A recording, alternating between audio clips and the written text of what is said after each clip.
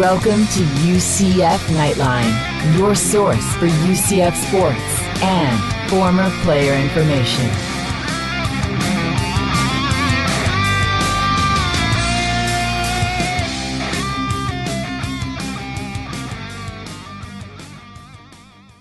Hello, Night Nation. This is Andrew Phegley coming to you from the 1148 studios, and this is Knightline 125. Joining me, as always, is Trylko. Hello, everyone. All right, Knightline 125 is brought to you by the Dever Team, your source for New Smyrna Beach real estate and everything else New Smyrna Beach. Go to thedeverteam.com and call UCF alumni Travis Dever for all your New Smyrna Beach needs. 386-690-1636. 386-690-1636. On Knightline 125, UCF moves to 4-0. First time since 1988, 51-23 over Cincinnati. We are joined by our football analyst, Kyle Israel, Nick Patty, an East Carolina insider as well, and we are answering your questions during Ask Knightline. But first, the number of the day. Who could ask for more? The number of the day is 4. 4-0. The Knights' big win over Cincinnati is recognized in the polls as well. 22nd in the AP poll, 21st in the coaches poll, in a game which Knightline Postgame Live became Knightline In-Game Live. Thanks to everyone who joined us when the skies opened and the players went to the locker room. It was cool. We started a little bit early in the delay.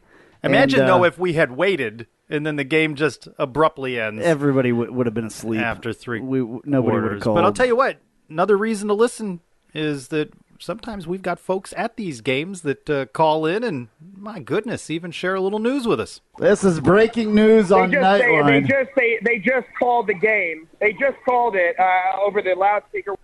So, yeah, that was Carson Engel that we were talking to. We had breaking news. How about that? How cool was that? Well, I mean, everybody was watching it on their TVs as well, but still, yeah, you never know. We started early just because none of us were doing anything. We were just sitting there, watching the rain and watching another football game at that point. So, what a strange season this is, huh? 2 games that were disrupted on the schedule by a hurricane and now a weather-shortened game. A game in which UCF amasses more than 500 yards of offense in 3 quarters. So apparently Mother Nature's the only one that can stop the Knights. Unbelievable. Absolutely unbelievable. I love it, though. I wish that we would have gotten to see that the rest of the game, because who knows what those numbers. I think that we probably would have scored 70 points, and I'm really looking forward to that first 70-pointer. Well, I do know that all the starters wouldn't have stayed in after that rain delay. I don't think. I think Coach Frost even alluded to that he wanted to give some people some reps and some minutes in the game. So that's one thing that didn't get to happen because it was shortened. And anytime you can get out of a game with no injuries, that's a positive. Absolutely. Well, let's hear what Scott Frost had to say about the way the game ended. I think there was a lot of discussion, and at that point in the game, they were trying to do what's best for players and player safety. I think the conference office is the one that, for player safety, decided to just call it so it's a final where it stood. And there's some good and bad to that. We would have liked to see some of our younger players get some reps, but getting out of here without anybody getting hurt is a good thing, too. The places that they do these press conferences sometimes are amazing. So that was, right in front of the UCF equipment truck, and, of course, it was running, and, it is what it is. But you heard it right there. He would have liked to seen the second-teamers get in there a little bit and get some reps. I still would have loved to see 70 points. Well, you might get a chance to see that this week. Knights with the number 1 offense in the country. Homecoming, East Carolina, Saturday. And East Carolina gives up a ton of points. Yeah. Well, think about this. Not too long ago, we were worried about all these things, and absolutely none of those things are what we were supposed to be worried about. Not so far. Yeah, well, not so far. It's pretty incredible. Hey, well, things are unraveling on the line, though. There's been a sack now. There are 4 games. All right, maybe not. All right, let's hear what Scott Frost had to say about the O-line. They executed so well. We had such a good week of preparation, and I knew they were ready to play, but the performance that they put on tonight on offense was special, and it's a great thing to build on. Absolutely special. Scoring in one play on one drive and a couple plays on another, 0 punts. When was the last time we had 0 punts in a game? And again, just the one sack through 4 games, and you go back just a couple of weeks. I thought it was 2, but I guess it's just one. Just the one in was the stats. Credited, yeah. You go back, and what were the concerns, right? The concerns were, is Mackenzie Milton up to the job? What will the offensive line do? And depletions in the defense, and we'll get into that a little bit. If there's a little bit of meltdown after the game, it's folks concerned about the defense, but golly gee, they don't get to rest. They are back on that field so quickly. That is very true, and I don't think that a lot of people realize that, and that's what's going to happen a lot with this offense, and it's, it can be one of the things that you're concerned about, is giving your, defense some time to rest. Here's what Scott Frost had to say about the defense. I just don't think we played great on defense, and I thought they had a really good plan, and I thought they played well on offense. I give them a lot of credit. They got a good coach and a good coaching staff, and they're kind of where we were last year, trying to figure it out and build on it. And I have no doubt that they'll get this program where they want it to be. I told our team, our defense carried us last year, and they've carried us in a lot of games since I've been at UCF, and this is probably good for us, a game where the defense didn't quite play up to their standard and the offense carried it, and that's what a good team does, is each unit picks up the other unit. Well, there you go. Each team picks up the other unit, so maybe it's not such a bad thing that it happened now. They only gave up 23 points when we were scoring 51, so... Yeah, so we don't need to quite overreact. I like what he said at halftime, though, where he praised the offense, and he said, defense, you can do better than this. Let's show it in the second half, summarizing what he said there. But I like that he called him out, saying, you've put forth better performances. And when you think about the previous 2 games, the defense has been lights out, Maryland and Memphis. So if you're going to have a little bit of a letdown on the road in which your offense is supporting you, we'll probably take that. Well, Mackenzie Milton playing like an absolute machine out there. Again, a career-high game. Mackenzie Milton's 5 touchdown passes represent a single-game career best for him. Milton has now passed for 13 touchdowns this season in 4 games. He threw for 10 touchdowns all of last season. Let's hear what Scott Frost had to say about Mackenzie. That kid's playing lights out, and he deserves some credit for a lot that's going on. We're a lot better all around him, too. He's got a lot of good weapons, some new ones coming up every week. And his offensive line, 1 sack through 4 games is pretty special. So a lot of guys are playing well, but Mackenzie's playing some darn good football right now. Mackenzie Milton, by the way, number 2 in the country. Not number 2 in the American. Right. Number 2 in the country. Yeah. Can you believe that? I mean, can you believe it? Passing efficiency leaders trailing only Oklahoma's Baker Mayfield. And Oklahoma, of course, loses to Iowa State. And, you mentioned at the beginning, UCF moves up in the polls on the back of their great performance, and it always helps when a couple of teams just ahead of you stumble. And now 3 teams from the American in the top 25, and there's going to be some knockout games coming. UCF looking ahead at Navy. Navy now into the top 25. There is one more Scott Frost clip. This is my favorite one, and I forgot about it, believe it or not. Check this one out. I left the question in on this one because it puts it in perspective, but this is good stuff right here. What was that long weather delay like in the locker room? Were you going over things? Were guys just stretching out? Or? No, I ate a sandwich. Saw a lot of guys just having fun being around each other. Everybody sitting in their locker waiting to hear what was going to happen. And I know the guys were ready to come back out, but for everybody's safety, this was probably the best decision. I think that's pretty funny stuff. I think that it's real, obviously, and it's funny, and I think Scott Frost is having a really good time. You can tell by his demeanor with the press. I said it last week about the tone of his voice and how much of a good time he's having. Also, another guy that's having a good time is Mackenzie Milton, and this is what he had to say after the game. I just think our team as a whole is coming together more, and we're playing more together. I think we all kind of have more of an edge than we did last year, and a sense of confidence going into each week, each practice, and we're just growing as a team and as a unit. It's a beautiful thing. We faced a lot of things that a lot of teams don't face early in the season or throughout a whole season for that matter. And I think we've embraced everything very well, and we've always stayed close together. We've always gelled, even when things don't go good. And I think it just speaks volumes from the top up, from our head ball coach to the equipment guys to all those guys. Well, some of that you can hardly hear, but he was talking obviously about how the team's come together and they've faced a lot of different adversity this season. Well, I mean, really unusual, right? They had the 23 days off because of the storms and the hurricane before they go on the road and thump Maryland, and now this. Unusual.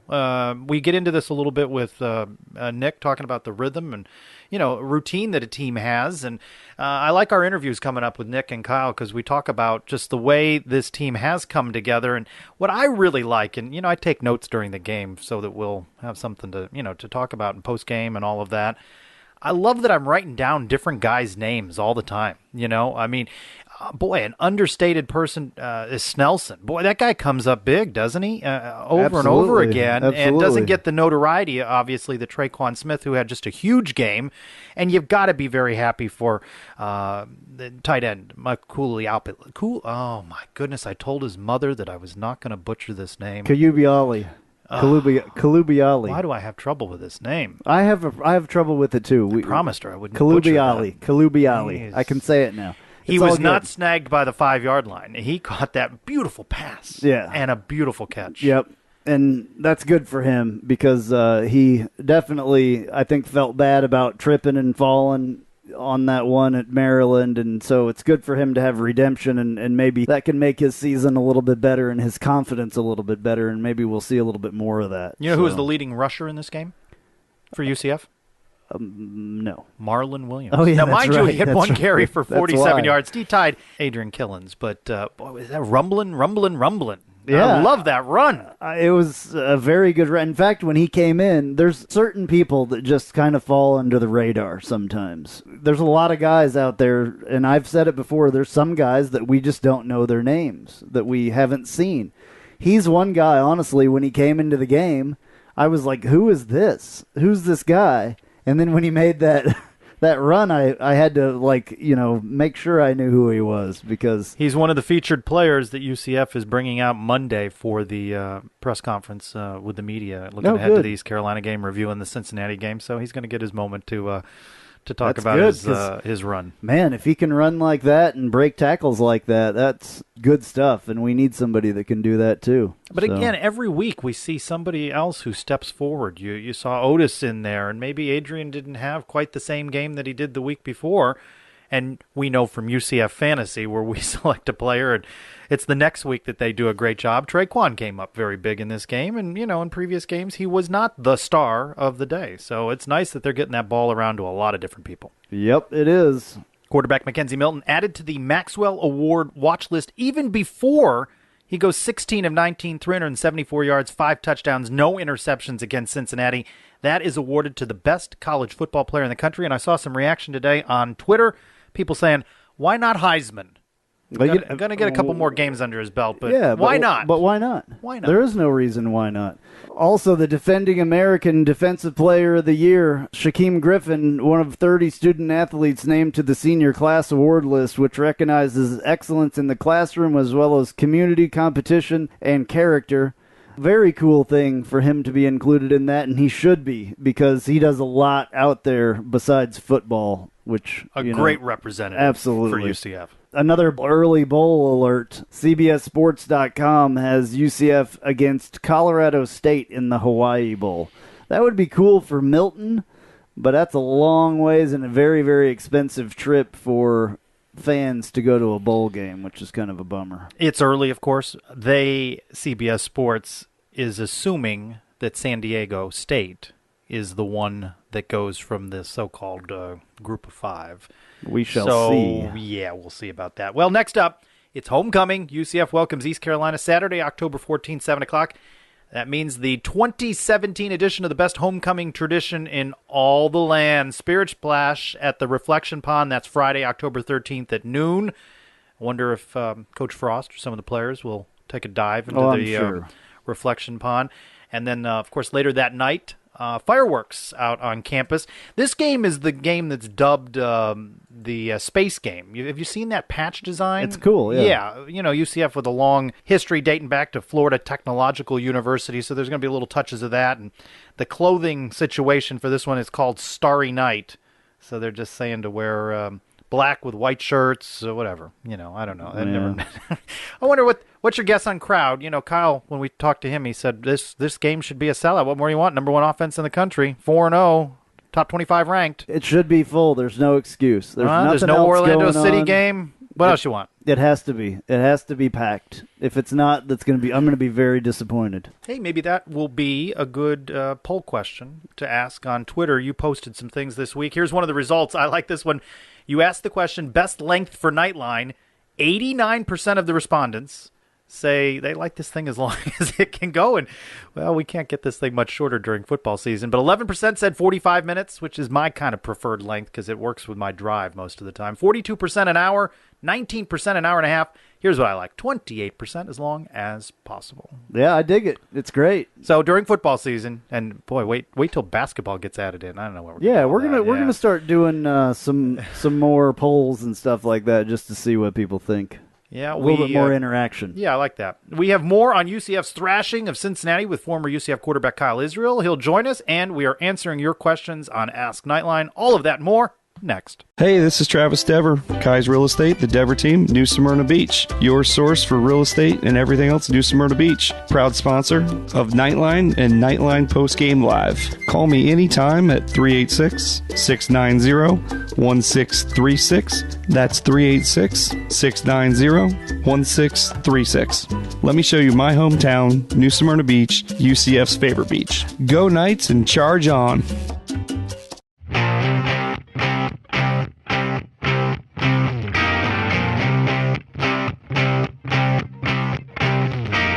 Welcome to Inside the Huddle with former UCF quarterback Kyle Israel, brought to you by the Little Greek Fresh Grill. Fresh, flavorful, fabulous. Waterford Lakes, 855 North Althea Trail, Orlando.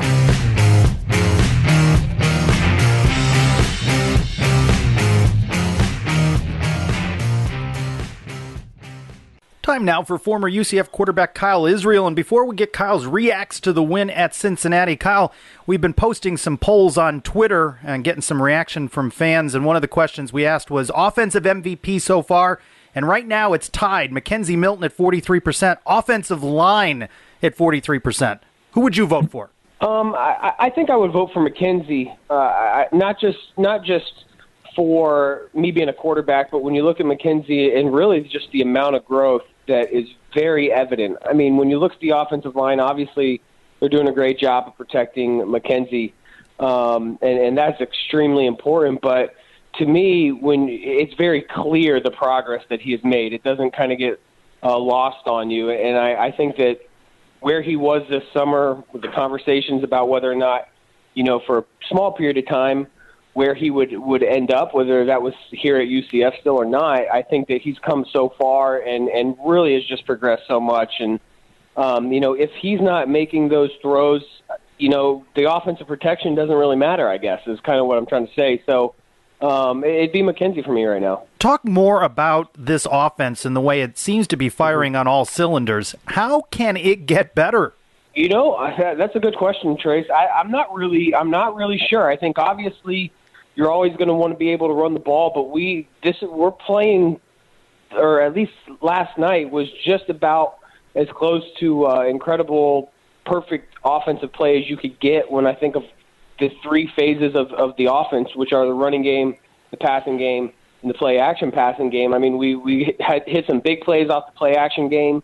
And we hit some wide open receivers. Dredrick Snelson, that was a 4 vertical with a break off by the outside receiver, and the safety just stayed on the inside receiver. The corner stayed on the outside receiver, and the flat defender just did not run with him. And so I think to really answer that question, Trace, we'll have to see a better opponent maybe to see them play up to that level. I think when we get into some of these other games with better defenses, that'll be the test I'd like to see, but so far they're doing well. Yeah, Kyle, talk about the offensive line and how they have it's night and day from last year. It's incredible, the difference, what they've done. What have they done in the offseason or whatever to get to this point? Number one, obviously they're stronger and better condition. I think that's clear. Some of our drives have been really long drives, and it looks like we've just worn defenses down.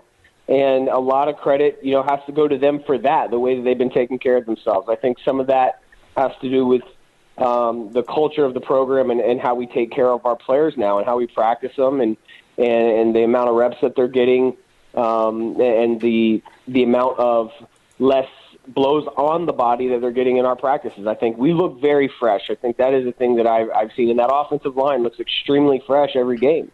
And then when you look at just the play calling and the types of the plays that we're running that are really, really plays where defenses can't, pin their ears back and come at you. I mean, they can, but it seems like we have an answer. And McKenzie's doing a good job of seeing pressure and getting the ball out. So I think that the offensive line has really done a great job in conditioning and strength, but, also clearly protecting McKenzie and really working as a unit. And you got some of the Aaron Evans and Wyatt, and those guys are leaders on this team. And when you have some of the biggest leaders on your team and veterans of your team at the offensive line position, that's going to bode well for you.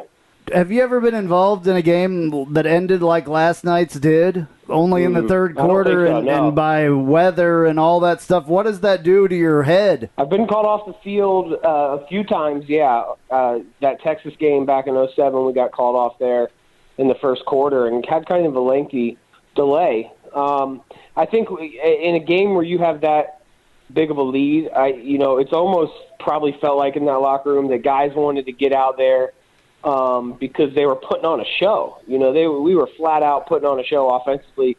Obviously, we saw some weakness in our defense maybe a little bit last night, but you got to credit Cincinnati and their quarterback who were able to make plays for them, especially in the running game and in the quarterback running game. So, I think that our players probably wanted to get back out there, but when you have that big of a lead in that situation, I think it was probably a pretty relaxed environment in that locker room, knowing that you were up 30 points and still had only a quarter to play.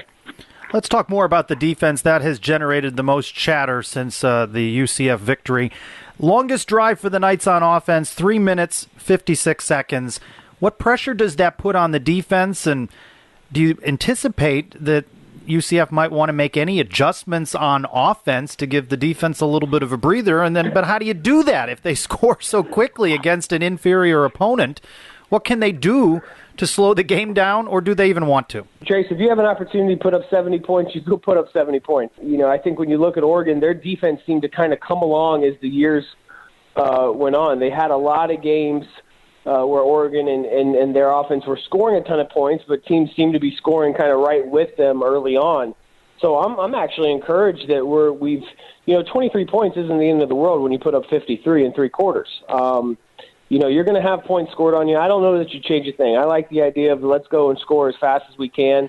If you get into a situation where your offense is turning the ball over and struggling, and it's more situational, then I think you got to say, hey, maybe in this situation, tight, close game, we need our defense to stay off the field because we're having a tough time stopping them. But when you think of culture and how you want to sell your program and how you want to, lead your players, you want to go score points. And I'll take that all day long because it's been a long time, maybe, since the Darren Slack days way back in the day, and some of the guys listening to the podcast will know who I'm talking about, and in the Dante days, and even some Ryan Schneider games where we were putting up this type of points and these type of points and really moving up and down the field. I'll take as much of it as they'll give me. What weaknesses did you see in the defense that you think are more systemic, more longer term, or was it just the byproduct of this type of game? I think there were a few blown coverages. I think that we took the wrong angles a few times on the quarterback when he's running down the sideline. But I think it was, nothing that I was too concerned about. I think there's little things here and there, and really hard to tell just watching the game one time. I mean, nothing glaring, Trace. I think that Cincinnati made some plays. But there were some times where we had some blown coverages and guys just weren't in the right spot that, I think going over the film and breaking it down, you'll be able to correct and fix. And you never know if Cincinnati was showing some different looks that maybe we weren't anticipating. I mean, they have a hell of a coaching staff the Cincinnati, and it's going to take some time for them to get the players that they need. But there are talented guys on that offense, and you could see that. So I think if you're going to give the other team the ball that many times, they're going to have some success, and you're not going to be able to shut them down completely. I just think that we've seen our defense perform in our 3 other games, and we give up 23 points, and people are a little bit like, "Oh, what's up with the defense?" But I don't think that that's something that I'm really concerned about at all, frankly. Well, one of the other things that's freaking people out about the defense and the offense as well is penalties. What do you make of especially the defensive penalties?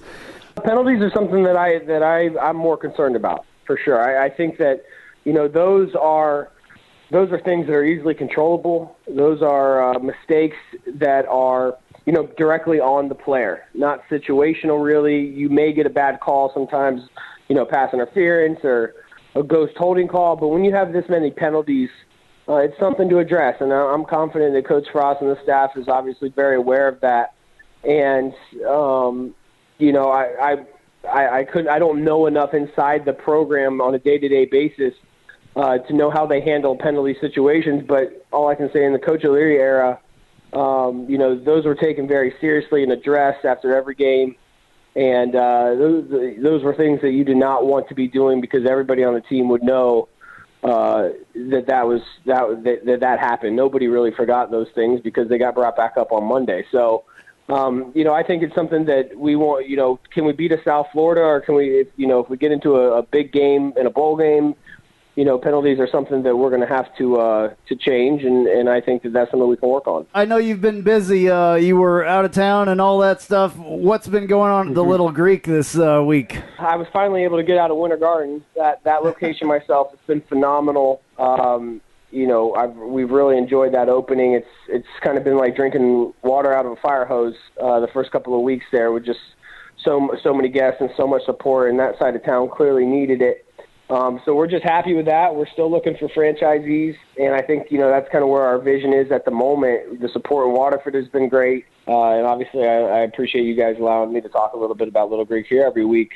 But we have 4 locations. We're going to grow to 20, so there are a few licenses left. We're going to be opening stores now through just about the next 8 months, 8 months basically straight through with new locations. So, we're looking forward to it, and we appreciate the support. I know there are many guys that listen to the podcast that have come in and said that they've heard us on the podcast. So no ladies yet. So if there's any ladies listening to the podcast, come on into Little Creek and say you heard us on the podcast. Yeah, and if you want to see Kyle Israel 80 to 90 hours a week, get a franchise. There you go. You can do that as well. You can work with me every day directly. There you go. Hey, I mean, some crazy fan may take you up on that. Oh, we don't need that. That's awesome.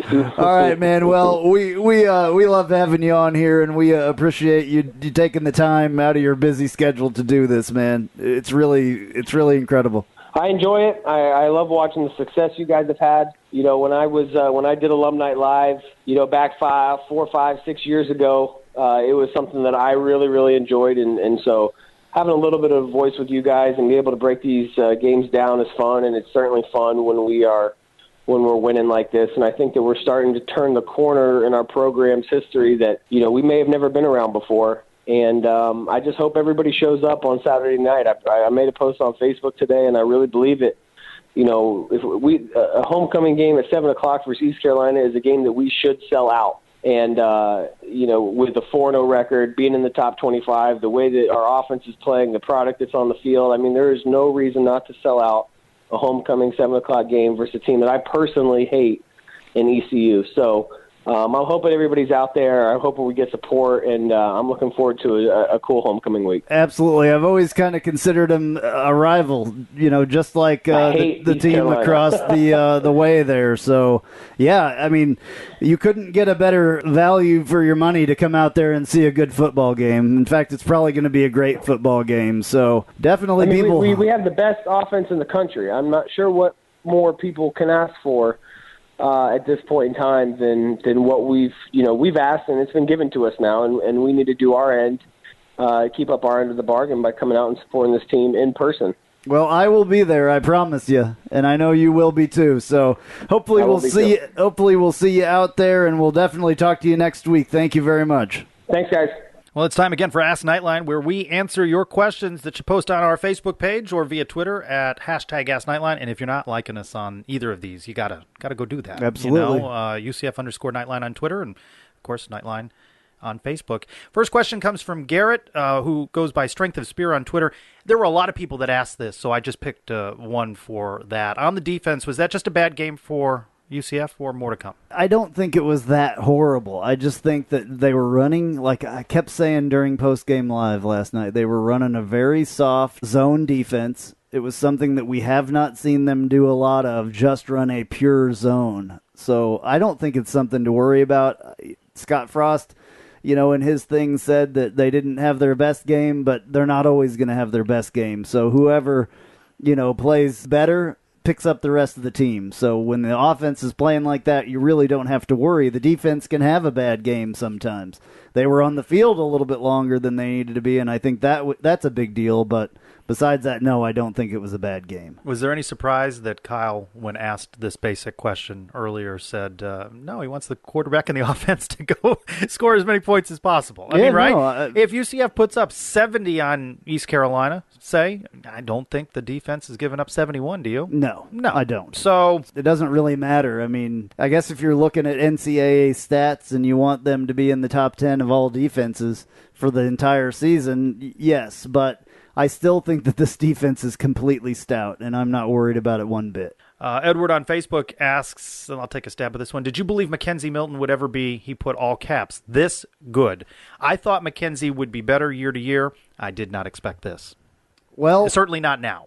Not in his second year. Yeah, I watched his high school film over and over and over again. I don't know how many times I watched it last year just because he struggled at times, and I kept watching it, and I kept hearing all these people say, oh, he's not that good, he doesn't have any power on his arm, all this.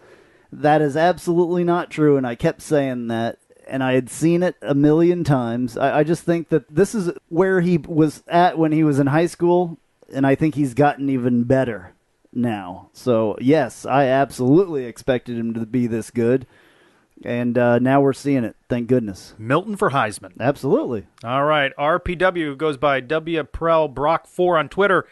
When is Coach Frost's wife expecting the birth of their child? I haven't heard a specific date. I've just heard later in October. Is it October or November? I thought it was later in October. Well, late October, early November, somewhere in there. And we've been through this before.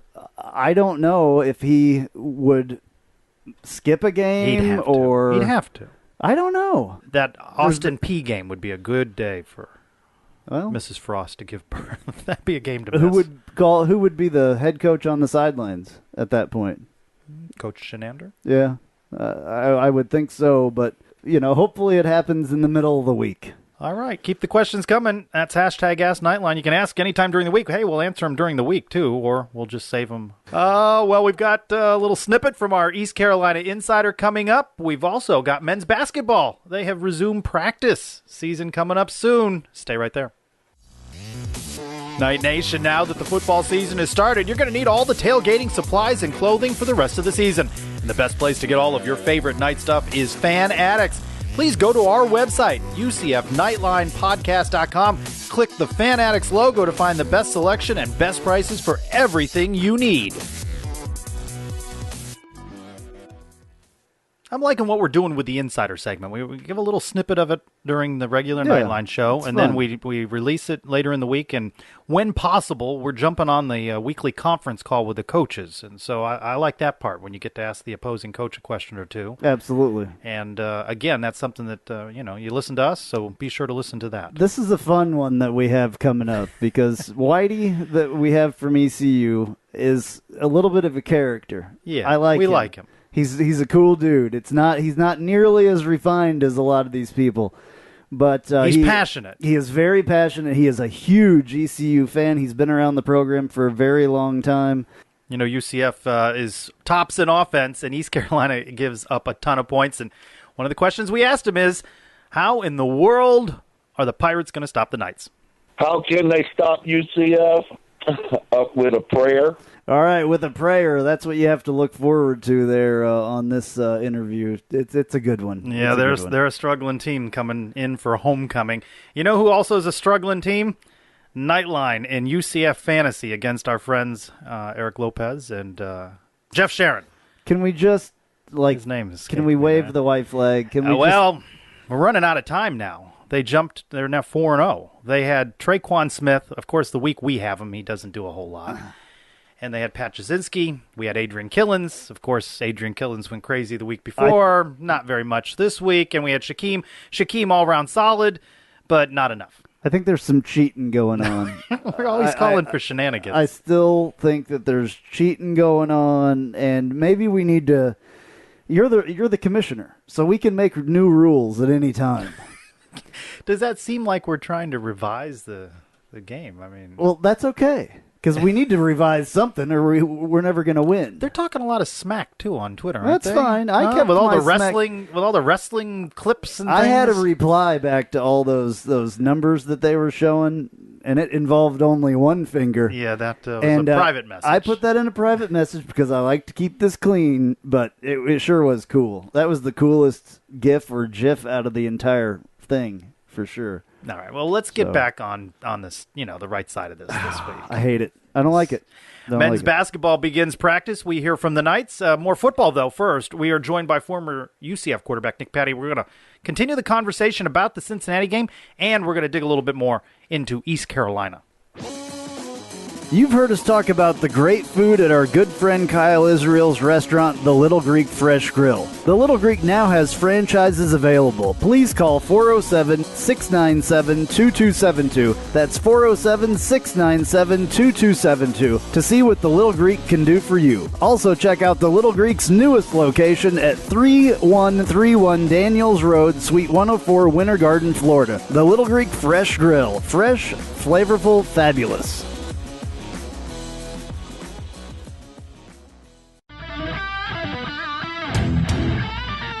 Welcome to Inside the Red Zone with Nick, the Wild Knight Patty.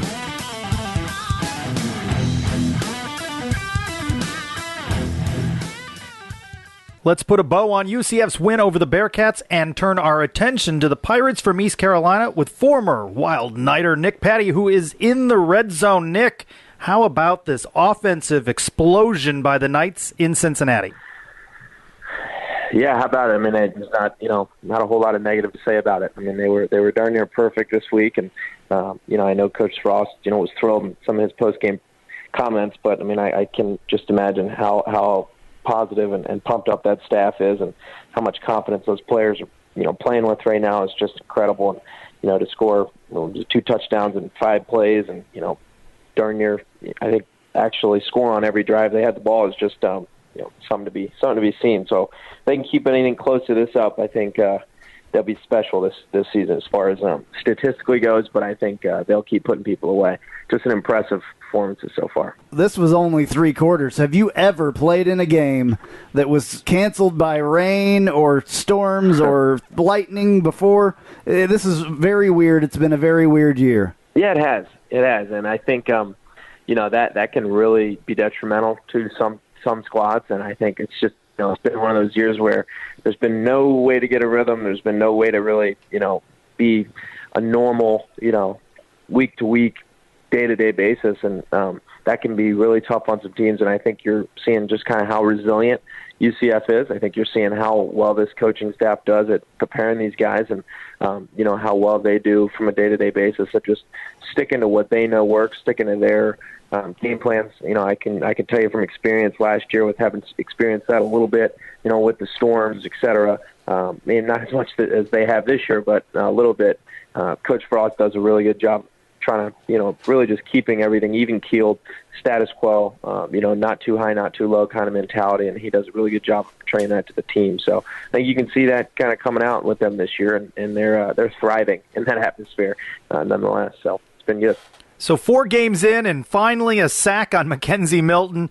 Talk about the play of the offensive line, and what more can this team do to improve on offense? It seems like every game there's some new names or new faces or someone that didn't have quite the same game the week before that steps up and shines in the game this week.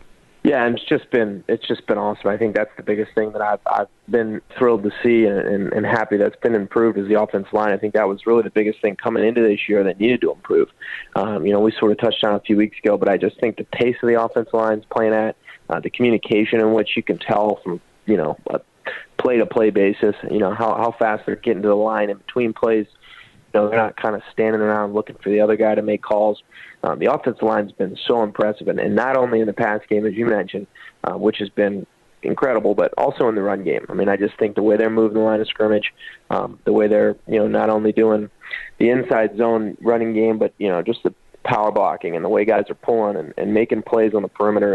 And it's just been incredible, and it's helped, it's helped them in the way that they've got a bunch of guys touching the ball back there, with Adrian Killings and Ellis Sanderson and Patterson and all those guys, and not having Juwan Hamilton back there, that makes it that much easier, for those guys to be effective. And the offensive line is a big reason why this offense is ticking the way it is. What did you think about Michael Colubiali finally getting that touchdown? That was awesome. I mean, he's someone that I have known it can be a big contributor to this offense for a while. And obviously, you've got Jordan Akins, Jordan Franks out there that are kind of your household names for us at tight end. But Michael Colubiali is a stud. He's a guy that is a grinder day in and day out for those guys. I know he's a leader in the locker room. Everyone calls him Coobs. Everyone likes Coobs. He's kind of a fan favorite, if you will.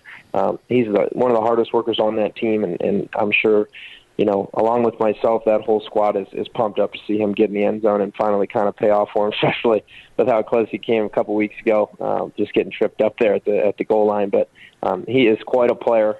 He's a stud. I know going into this year, everyone's kind of looking to him to have a big year, and he's been a good contributor so far, and I expect to maybe see a little bit more of him little by little as we go on. But that fired me up. That was awesome to see. Well, it's challenging to pick at a team that had more than 500 yards of offense through three quarters. But let's mention something that has come up in our Ask Knightline segment. A lot of people talking about it online. 9 penalties against FIU, 11 against Maryland, 12 against Memphis, 8 against Cincinnati through three quarters. Should we be concerned about that, or are we overreacting to it? I think it just depends on, and I'm sure there's an answer to this right away, but, it's sort of important, I think, when a team has that many penalties to sort of see in what situations those penalties are occurring. Because one thing you get with these fast-paced offenses that are, you're trying to substitute as much as you can. You're trying to go at the fastest pace you can. One thing that, hurts an offense that does that is the logistics of it, is you'll get a penalty here and there for having maybe taking a little too much time in between plays, maybe coming off of a timeout you saw a couple weeks ago with having too many guys on the field, or maybe you'll get an illegal formation because you got too many guys in the backfield because you're moving too fast. And so I think as long as the offense kind of stays on schedule and you don't see those penalties coming on crucial third downs or coming in the red zone, or, you don't see those penalties being personal fouls on guys, maybe making dumb decisions on the sideline, hitting a guy late, or, celebrating, taunting, things like that. As long as they're not stupid penalties, and you never want to have any penalties, but as long as they're not penalties that are extremely detrimental, I don't think it's too much of an issue. It hasn't been in crucial situations, and it hasn't been in the red zone much. It hasn't been, on crucial downs, and luckily so far this year we haven't had many crucial downs just because of how well we've been playing and the leads that we've had. But it's always something to monitor, and you never want to have, upwards of 9 or, 9, 10 plus penalties. But I think moving forward, I don't think it'll be too much of an issue as long as they can kind of keep it on at those crucial times. Well, one of the topics that came up online and during Knightline Postgame Live was the play of the defense. A week ago, 2 weeks ago, everyone's lauding the defense, and then this week, a little bit of a meltdown amongst the fan base about the way they played. What did you see? And let me ask you this as well. Is the offense's quick strike ability keeping that defense on the field they get back on the field so quickly that, what more can you expect from them? They don't get a chance to rest. That's the one knock on fast-paced offenses, is that you have to get first downs, you have to sustain your drives, because if you don't, you're putting your defense back out there very quick, and that can wear it down a squad, especially squads that may not have, a whole lot of depth. Luckily, I think we do have some pretty good depth on the defensive line. I think we have some pretty good depth at linebacker position. We're still growing that depth in the back end and the secondary, but the way to look at this in a positive way is that our offense hasn't been going 3 and out and getting off the field. Our offense has been putting our defense back out there because they're scoring so many points. And so it's a fine line there between, sort of wanting the offense to slow down and maybe have some longer drives. But I think that's a little bit of why our defense has maybe lulled a little bit. It's because, they've been out there a lot. But there is a lot of positives, I think, on the defensive side of the ball. I think the play from Pat Jasinski the past couple of weeks has just been phenomenal. I mean, he's been a standout for us, and I know he's a force there with communication. He's a force there with leadership, and he's a guy that I think if he can continue that pace of play, he's going to be a huge force over there. The secondary has stepped up. I think Brandon Moore has played well as the weeks have gone on. Little by little, I think he's becoming, a stud there, and he's got some room to grow. But him and Mike Hughes and those guys are big, and they're coming together. And I think the defense will be fine. And the better our offense plays, the more they'll thrive. But naturally, as you said, the more they're on the field, the more yards they're going to put up, the more tired they're going to get. And I think they'll be okay as the weeks go on. But I don't think there's any reason to have them change a whole lot so far, especially, to point any fingers at the offense putting them back out there because they're taking care of business. Well, I've asked you this before. I think I may have even asked you last weekend. Is this what we are supposed to see with this Scott Frost offense? It's the number 1 scoring offense in the nation at this point, which is unbelievable to me. Is this kind of what we were expecting? Is this what you expected when you started learning about this offense? Is this what it's supposed to do? I do. Yeah, I really do. And, I think this past week is exactly what this offense is supposed to run. Obviously that's about as good as it gets no matter what offense you're running or who the coach or who the players are or what school you're at. I mean, you can't really get much better than what they just did this past week. But I think there's a few things that Coach Frost talks about in his sort of offense. A couple things that they pointed out that last week you saw firsthand. One, a lot of people can touch the ball. And I think you saw in McKenzie's stat line that he was 8 for 10 at some point in the game, and those 8 completions were to 8 different people. And that's big for Coach Frost. I mean, he likes just being able to kind of plug in the offense, and that means that McKenzie is making the plays that are there. He's making the plays that Coach Frost is putting in front of him. He's not trying to force the things. The offense is working just to plan, and he's finding those open guys. And, that's the big thing. This offense is a little bit like basketball. It's where you just kind of, you pass it until you find the open shot. The right play will kind of work itself out. And, that's sort of what they're doing. And I think that's a huge telltale sign that the offense is working well, is that a lot of guys are getting their hands on the ball. A lot of guys are scoring, but it's everyone is contributing, and that's how this offense ticks. And I think that's a good thing. And to answer your question sort of more directly, when I first kind of got my eyes on the offense and you kind of get familiar with it, you'll really start to see it click when there's multiple people getting involved and when it's, the whole offense is working as a whole. You already mentioned the offense line. Obviously, we talk a lot about McKenzie. We talk about Michael Creviali getting the ball. Obviously, Adrian Killings is a huge part. Snelson had a huge game. Trylko Smith had a huge game. So there you go right there. There's a lot of names involved and that are being big-time contributors, and that's what this offense is all about. So I'm fired up to see it, and I hope that can remain. Absolutely. I want to go back to McKenzie a little bit because that's what I think everybody's talking about McKenzie, and they were talking about him on TV, like, him having this passer rating and quarterback rating that is just astronomical high. What's the difference between this year and last year? He's much more accurate. He's much more, throwing the ball much more powerfully. All these things. Was that just his off-season work, or where is that coming from? Because it's night and day from what it was last year. We saw glimpses of it last year, but now it's on and it's all the time. Well, I think the biggest word is consistency. You said we saw glimpses of it last year, and it is consistent as could be. There's a few things. One, it's comfort of the offense, comfort of the system. There's not as much guesswork. I think he really knows when he sees the plays come in. He sees it in his head and can kind of see it come to fruition. As last year, I could tell you, it wasn't always like that. He didn't always know what he was doing. He didn't always have a full grasp of the offense. And on top of that, he didn't have a full grasp of the defenses he was seeing either. He was really just out there gunslinging. And I know this year that he put in a lot of work this offseason with Coach Perdue in really hammering it down so he wouldn't be guessing at all. And then from there you can just play more confidently, because when you're guessing back there, it's hard for your full talent to show through, because you're hesitating, you're not going full speed because your brain is locking you up.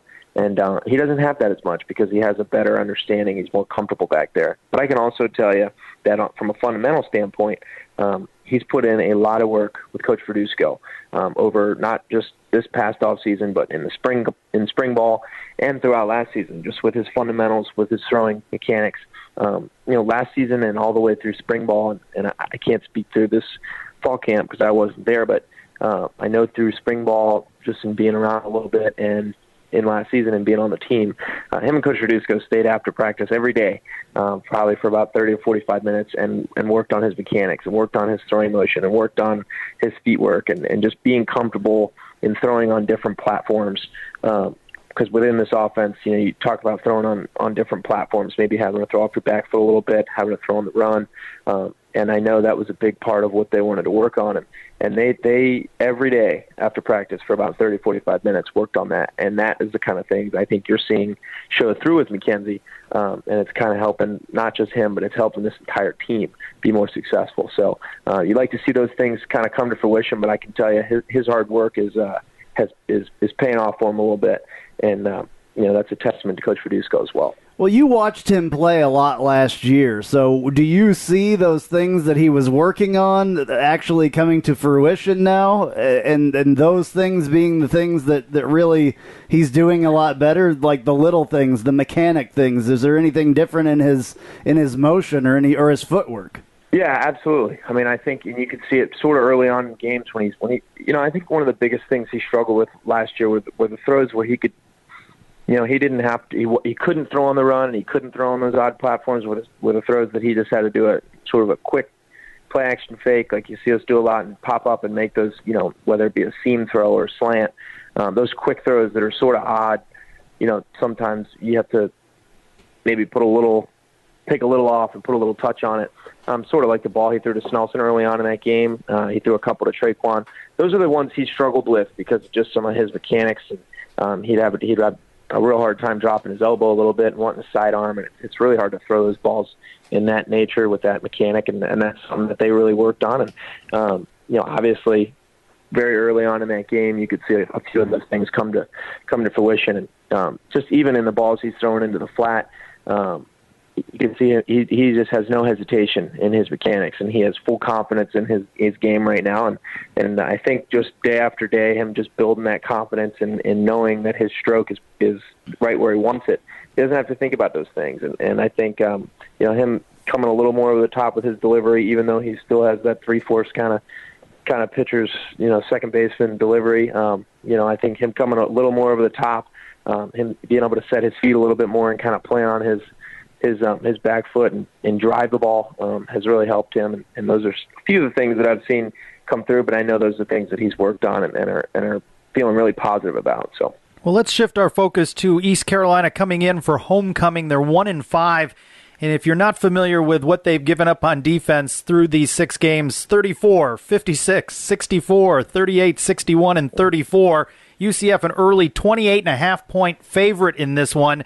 How does the team respond to rising in the polls, the offensive explosion that they've put forth, and know that they've got a team that's not playing its best ball in East Carolina? What's the focus this week, and can East Carolina come in and pull an upset? Well, sure, and I think the answer to your upset question is yes, because East Carolina, they're not off to a very hot start. They're coming into our homecoming, which I'm sure is going to be a pretty lively environment. I think the one thing they just have to remember is East Carolina is historically, they're not usually a 1-5 football team. I think this is a team that, no matter what, kind of deserves our respect, has always played us well. We've always played them well. It's always been a battle with them. And so, is it one that you sort of expect them to come in and be a battle? Probably not this year, just because of the way, their year's gone and the way ours is. But it'll be one that I think absolutely could creep up on them. With that being said, I think this week is maybe the first week of the season where Coach Frost is really going to have to be cognizant and aware of the sort of mindset of the football team, and I think he's always sort of aware of the pulse. He's always kind of asking guys, every day he may pull one or two guys into his office and ask him, hey, what are you seeing in there? What are you hearing in the locker room? What are the guys saying? What are they happy about? What are they sad about? What are they, positive about? What are they discouraged about? And I think this will be the first week this year where he's really going to have a pulse on the team and not let them maybe get a little too high, maybe not let them get a little oversight into maybe what they've got coming up or what they can, what games they can win the rest of the season and not. And they really need to have a focus on this week. And this will be the first week they really are tested to do that. And so it'll be interesting to see what, what sort of mindset they have. But I'll tell you, and just I think anyone that's kind of been around the team or even been to games and kind of just witnessed the atmosphere that they're playing at right now, it's it's impressive, and they have some really excitement around them. And I just think this will be the first week that they really have to focus in on this week at hand, with Navy coming the next week and, obviously Temple and USF coming, later on in the year. They're just going to have to focus in on this week, and it'll be interesting to see how Coach Frost handles that. Well, we thank you for helping us stay focused on this week. And I don't want to look past East Carolina too much, but I see Navy has entered the top 25 polls. Little homework for you when you join us next week. Let's talk about the triple option a little bit more and what UCF's going to have to do on the road at Annapolis. So, little study there for you. Well, Nick, thank you very much, Sounds man. Good. Looking forward to diving into it. Absolutely, yeah. Nick, thank you very much. We look forward to talking to you next week, and we appreciate you coming on here and giving us your insight. Yeah, awesome, man. I'm glad to kind of give you guys sometimes an inside peek on what's going on. And, man, Knights are exciting to watch right now, man. It's awesome. I'm glad that we're rolling right now. Hope we can keep going. I hope so, too. All right, we'll talk to you next week. Sounds good. Thanks for having me. Now time for a look around the American featuring C. Austin Cox.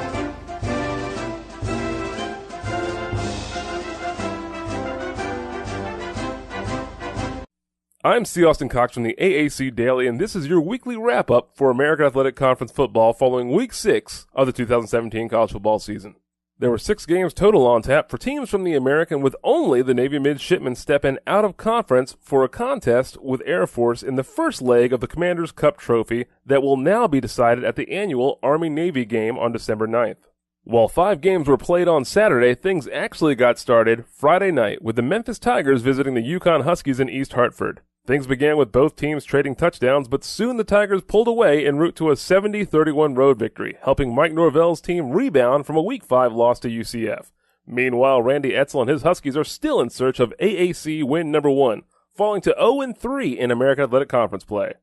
Saturday started off with Tulane and Tulsa having an early kickoff due to Hurricane Nate heading towards New Orleans. But the change in schedule didn't seem to bother the Green Wave as Willie Fritz's squad came out firing and cruised through the first half with a 48-7 lead. That 41-point hurdle proved too much for Phil Montgomery and his Golden Hurricane to overcome as Tulane would eventually notch a 62-28 win, improving to 1-1 in AAC play while the frustrations continue for Tulsa. Temple managed to record its first conference win of the Jeff Collins era thanks to a 321-yard performance from quarterback Logan Marchie, who led the Owls to a 34-10 victory over the ECU Pirates on Saturday. With the win, Temple improves to 3-3 overall, while the Pirates currently sit at 1-5. The aforementioned Air Force at Navy game was full of fireworks for both teams and came down to the final few moments, seeing quarterback Zach Abbey, who is known primarily for his legs and ground game, get the job done with his arm, hitting Tyler Cormona on a 16-yard touchdown pass with 15 seconds left on the clock. The touchdown would mark the final points of the game as the midshipmen remain undefeated after topping the Falcons 48-45. UCF had to deal with some bad weather in Cincinnati, but that was the only thing that seemed to slow down the Knights, who managed to rack up 51 points in only 3 quarters of play to Cincinnati's 23. Scott Frost's team came out looking strong, scoring on the opening drive and never looking back. The win keeps UCF undefeated, while the Bearcats now fall to 2-4 overall and 0-2 in American Athletic Conference play. Capping things off in the American was a Lone Star State showdown that saw Houston get past longtime rival SMU 35-22. The quarterback struggles that plagued the Cougs with Allen under center continued with Kyle Postma throwing 2 interceptions. But the senior out of Katy, Texas got the job done with a pair of touchdowns through the air and another that Postma caught from quarterback turned wide receiver turned quarterback again, D. Eric King. Duke Catalan led all rushers with 177 yards on the ground as Houston improves to a perfect 2-0 in American Athletic Conference play. I'm C. Austin Cox, and that's what's happening around the American Athletic Conference following Week 6 of the college football season. If you want more news about the American, you can catch me on the AAC Daily, airing Monday through Friday, starting at 1 p.m. Eastern Time, noon Central, on the Best College Sports News Network, and now streaming every weekday on the iHeartRadio app.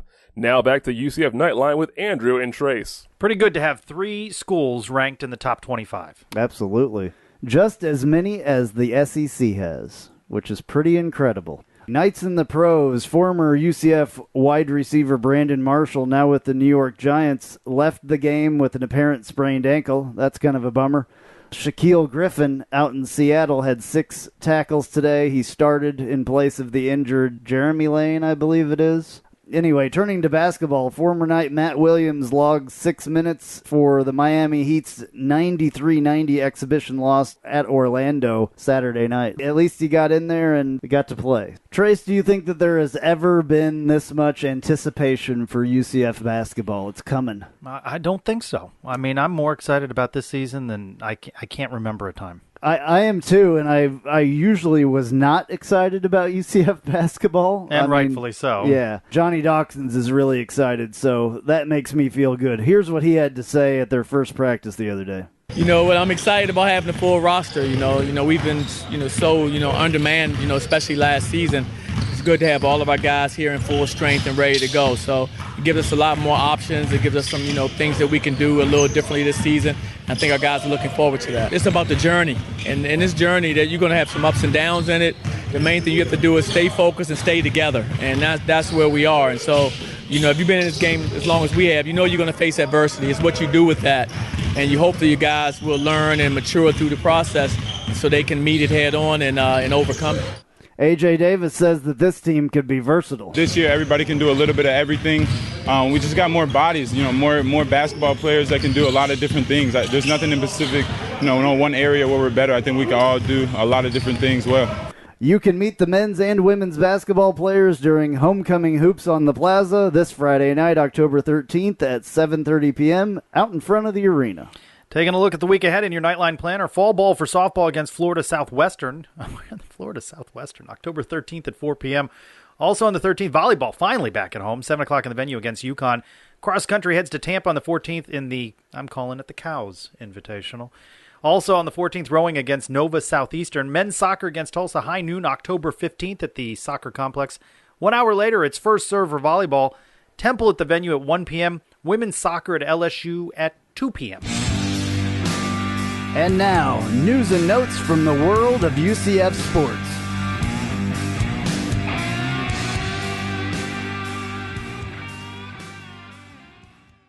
Women's soccer now 10th in the United Soccer Coaches Poll and on a 10-match unbeaten streak. The Knights shut out SMU 4-0 on Sunday after beating Houston 4-0 on Thursday.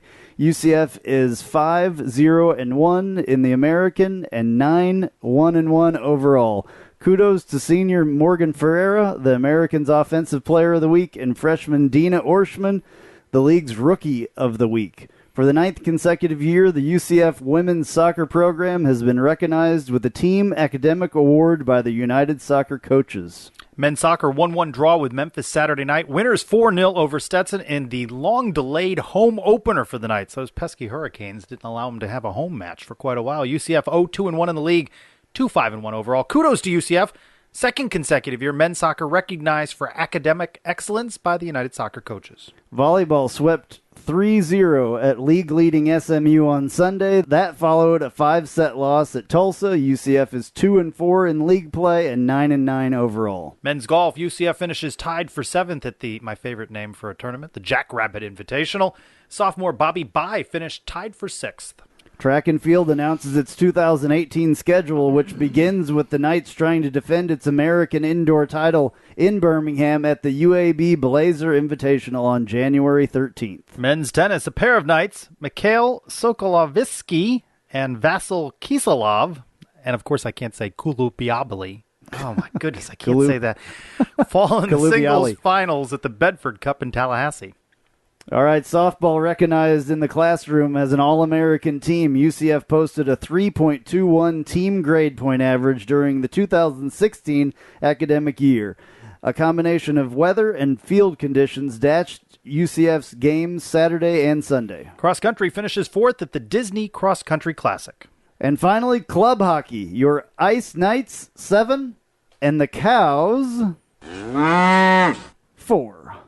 So that's the best result right there. Yeah, absolutely. There's nothing better than that as far as I am concerned. We should invite everybody to come to Burger U, by the way, and say hi. You really enjoyed that after the last home game, so come on in and say hi to us. After the game at Burger U. Or call in. Yep. I'm Andrew Phegley. I'm Trace Trylko. Go Knights. Charge on. Charge on to the field. With our spirits, we'll never yield. Black